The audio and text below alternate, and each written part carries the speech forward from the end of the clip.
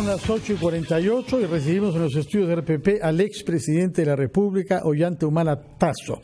Recordemos que el señor Humala fue candidato 2 veces, primero el año 6 y luego el año 11 cuando salió victorioso. El 6 también había pasado a la segunda vuelta donde quedó segundo, pero había entrado primero en la segunda vuelta después de haber creado un partido político, el Partido Nacionalista. Nos interesa por eso su experiencia como observador de la vida política de nuestro país, sobre todo por el tema judicial, saber lo que usted quiso hacer y no pudo hacer para mejorar nuestro sistema judicial. Pero al mismo tiempo usted tiene algunas dificultades judiciales, básicamente 2. Una que tiene que ver con el financiamiento de sus campañas. Se le atribuye haber recibido dinero ilegalmente, primero de Venezuela y luego de Brasil. Y el otro tema remonta a más tiempo, hasta el año 92, cuando se desempeñaba como capitán del ejército en una base antisubversiva en la que se le reprocha haber violado derechos humanos y ser responsable de asesinatos, encubrimiento de cuerpos humanos y compra de testigos. Primero hablaremos sobre estos temas judiciales que le conciernen, esperando que haya tiempo para hablar sobre la situación política de nuestro país. ¿Qué nos puede decir en general sobre la situación judicial que usted tiene respecto de estos 2 temas? Buenos días a todos. Buenos días. En principio, lo que tengo que decir es, en el primer caso de Madre Mía, es un tema que nace en la política. Yo jamás he violado derechos humanos, nunca fui denunciado ni en la Comisión de la Verdad, ni siquiera en una comisaría. Y cuando soy candidato a la presidencia, vienen estas denuncias antes de la primera vuelta electoral. Me sometí a las investigaciones y después de casi 4 años fui absuelto. En el proceso que usted mencionó de compra de testigos, yo no he sido llamado ni siquiera como testigo. Son procesos que ya acabaron. Y después, a las finales de mi gobierno, nuevamente me salen denuncias sobre supuestas desapariciones en Madre Mía. Obviamente, lo que yo he hecho es presentarme ante la Fiscalía, ante las 2 fiscalías que están investigando, para ponerme a derecho, como diríamos. Hasta el día de hoy no se me ha incluido en el proceso. He insistido para que se me incluya porque creo que tengo el derecho a defenderme. Y obviamente lo más probable es pues que me incluyan, seguramente en la condición de investigado, y me defenderé porque estoy con la conciencia tranquila. La mayoría de esos casos son refritos del 2006, ¿no? Y obviamente ya han habido más de 80 diligencias que se han llevado a cabo en su momento y hay una sentencia clara. Buenos días. Perdón, te quería preguntar sobre en cuanto a Brasil, ¿no? En el tema de Brasil, a mí no se me está denunciando por actos de corrupción. A mí lo que se está investigando es un tema de supuestos aportes de campaña que tampoco sería ilegal, pero nosotros hemos rechazado, no los hemos recibido. Ahora, lo que puedo señalar acá es una reflexión, ¿no? Lo que yo veo es una estrategia de Odebrecht en el Perú frente a la falta de una estrategia corporativa de la Fiscalía.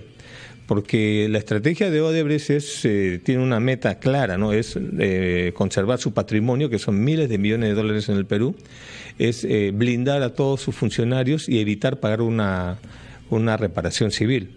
Para eso lo que han hecho, han desdoblado 2 temas, ¿no? Un tema que es sus relaciones en las campañas políticas y el otro tema son los actos de corrupción. El tema, lo que ha avanzado más es obviamente sus relaciones en las campañas políticas, porque ahí Odebrecht no va a pagar reparación civil.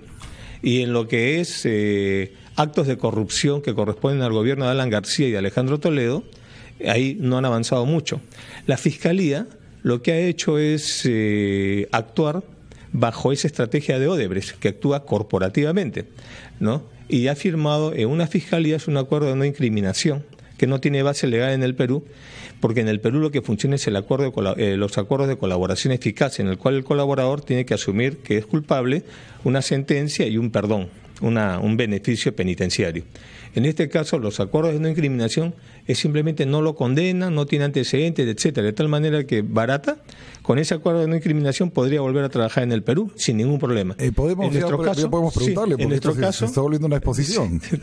Disculpa, Aldo. En nuestro caso, en el tema de Odebrecht, Barata ha conseguido todo solamente con nuestro caso, ha podido repatriar su plata, que son más de 13 millones de dólares, blindar a sus funcionarios, y hoy día se encuentra con la sartén bajo el mango, la fiscalía dentro de la sartén, y hay una opinión pública que está calentando esa sartén. Sí, Aldo, disculpe. Sobre el caso que buenos días. Sobre el caso de Madre Mía, usted dice que fue absuelto, pero en las agendas, puño y letra de su señora esposa, figura una componenda judicial de un señor Ojitos, que habla con un señor San Martín en el Poder Judicial y un tercer juez que ya falleció, no me acuerdo su apellido, en diciembre de ese año, cuando se veía la vista de la causa. Entonces todos tenemos serias dudas sobre su solución, porque ahí se ha visto una movida de su abogado, que le preguntaría paso, ¿quién es Ojitos? ¿Y qué me dice eso? O sea, usted fue absuelto, Pablo Sánchez, sí es cierto, con César San Martín, pero uno lee esa página de la agenda y ahí se ve una coordinación clarísima en los días de la vista de la causa, para exculparlo. Sí, ¿cuál es la pregunta? La pregunta es esa, pues, ¿quién es Ojitos? No sé quién es Ojitos. ¿No sabe quién es Ojitos? No sé qué es eso, pero vamos. ¿Y su mujer por qué escribió eso en la agenda? Mire, en el tema de las agendas, que es un tema en el cual tiene muchos años este tema, son documentos que fueron robados de mi domicilio, ¿no? Y sobre esos documentos no se ha hecho nada con respecto a los ladrones, ¿no? Donde está involucrado un excongresista y personal de servicio doméstico.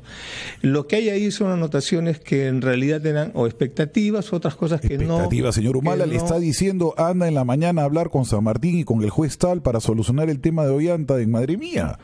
No, eso no es lo que. Entonces, eso es lo que se lee en la agenda. Ya, okay, entonces, su mujer, ¿por qué escribió eso? Es que no me diga que lo absolvieron porque usted es la paloma del Espíritu Santo. Uno lee la agenda y ahí una clara movida judicial. Sí, lo que no me quiere decir quién es Ojitos y seguramente sabe quién es Ojitos, pues. Bueno, entonces usted está dudando de mi palabra. Entonces no podríamos. Entonces no sé a dónde podríamos llegar. Yo no dudo de su palabra, pero usted puede dudar de mi palabra. El hecho, lo que no debe dudar usted, ¿no? Como periodista objetivo que debe ser, sí, ¿no? Es el expediente. Yo le invito a que lea el expediente de Madre Mía, sí, y se dará cuenta que eso no tiene absolutamente ninguna injerencia, porque el expediente fueron casi 4 años. No se tomaron en cuenta un montón de lo que decían los testigos. Se le dio toda la vuelta al expediente. Por eso ese expediente es una vergüenza, esa investigación que hubo, Madre Mía. Y encima tenemos la hoja ahí que escrita al puño y letra por su esposa, donde dice vamos a hablar con San Martín y con el otro juez. Entonces, no, pues, señor Humala, no me diga que fue robada y que no, las cosas están ahí. A ver, le insisto, ¿no? Ya que usted tiene esa obsesión, ¿no? Esos documentos fueron robados. Si usted dice que no fueron robados, usted está mintiendo. En segundo lugar, porque usted está diciendo, ahora déjeme responderle, ¿no? En segundo lugar, lea el expediente y se dará cuenta que lo que usted está diciendo son cosas subjetivas. Lo objetivo es el expediente. Entonces, si usted va a discutir temas subjetivos de qué dice la hojita, qué dice la hoja de agendas frente al expediente, yo me quedo con el expediente, porque el resto simplemente es especulación. Le dieron dinero al señor ese para que se retracte. Lo que usted está diciendo es una afirmación irresponsable, porque sobre lo que usted dice, que es mentira, ¿no? Ha habido todo un proceso donde hubieron 2 juicios orales y en los 2 juicios orales ese personal que estuvo involucrado fue absuelto. Usted está irresponsablemente cuestionando a un proceso judicial. Le voy a hacer una pregunta más y lo dejo en manos de... No, es que si no vamos a hablar. Pues. Okay. Le hago una pregunta más y lo dejo en manos de mis compañeros. ¿Cómo un militar nacionalista que se supone que defendía al Perú, velasquista, etcétera, recibió dinero de 2 potencias extranjeras, recibió dinero de Brasil y de Venezuela? ¿Cómo usted puede decirse que es nacionalista cuando recibió dinero dentro de una campaña política de su país, de 2 países extranjeros? ¿Le parece eso va con su espíritu nacionalista? Usted está haciendo una afirmación irresponsable y mentirosa. Ya, soy un irresponsable mentiroso. Porque usted tiene la libertad como periodista de decir todas estas cosas, pero lo que usted está haciendo es mentir al país a través de RPP, porque campaña, no está, eso no yo lo he rechazado, no hay ninguna prueba que pueda meditar lo que usted dice, solamente su elucubración, su sospecha nada más.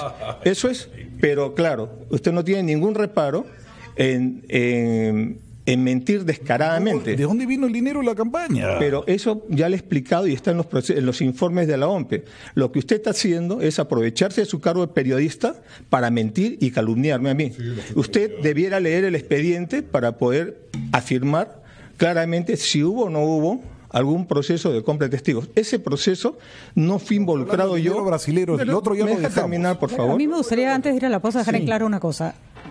Aldo está haciendo las preguntas que tiene que hacer, pero acá hay una persona que tiene que responder, señor Humala, sobre casos de violación de derechos humanos. Estamos hablando sobre muertes de personas en un juicio que después se tuvo que abrir un proceso por compra de testigos. Que usted esté o no comprendido, no quita que es uno de los temas más graves que ha tenido que enfrentar no solo muchos militares en nuestro país, sino estamos hablando de un expresidente de la República. Es que yo pediría un poco de calma, porque hay muchísimo que responder, y por las vidas de esas personas, un poquito de respeto también. Yo tengo, la calma, pero lo que no puedo aceptar es que el señor Mariátegui diga que ese proceso ha sido los calificativos que le ha dado un proceso que dura 4 años. Bueno, vamos a hacer una pausa. Pero había un proceso de 4 años en los cuales se ha investigado todo eso, y usted está desconociendo todo un proceso de 4 años llevado en el Poder Judicial, ¿no?, por una anotación de una agenda que usted le interpreta así. Vamos en segundo lugar es el tema. Señor Ollanta Humala, por favor, si nos permite, y para retomar estos temas con la mayor calma posible, después de los titulares de la hora.